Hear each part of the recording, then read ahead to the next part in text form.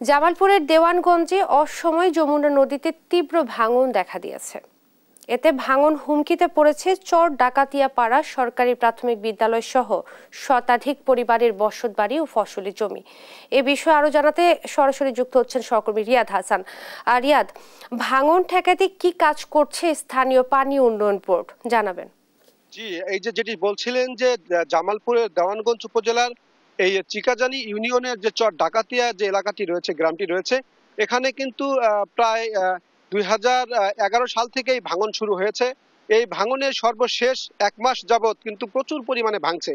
আমরা এখানে আসার পরে যেটি দেখেছি যে আপনাদের একটু দেখায় যদি, যে তাহলে দেখবেন যে উত্তরে হরিচণ্ডী থেকে শুরু করে দক্ষিণে বরখাল পর্যন্ত প্রায় কিন্তু 6 কিলো রাস্তা জুড়ে কিন্তু আমরা দেখেছি যে 6 কিলো নদীর পার ভাঙছে। এবং এই ভাঙনতে গতকাল থেকে আমরা যেটি এখানে এসে জানতে পেরেছি যে গতকাল থেকে প্রায় 10 থেকে 11 বিঘা জমি কিন্তু নদীর গর্ভে কিন্তু গতকাল থেকে এখন পর্যন্ত ভেঙে চলে গেছে।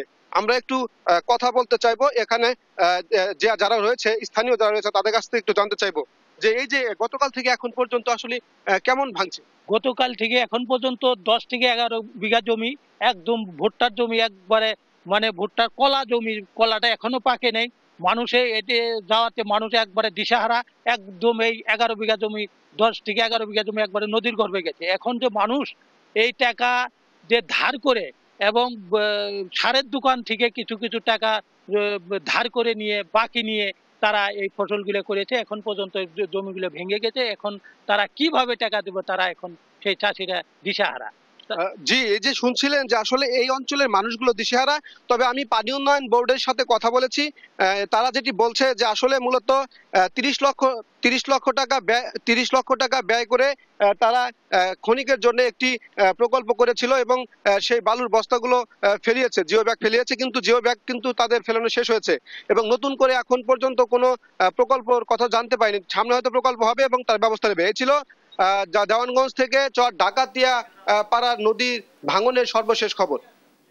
ধন্যবাদ আপনাকে। জামালপুরে যমুনা নদীতে ভাঙন দেখা দেয় হুমকিতে পড়েছে শতাধিক পরিবার। এই ব্যাপারে বিস্তারিত জানাচ্ছিলেন সহকর্মী রিয়াদ হাসান।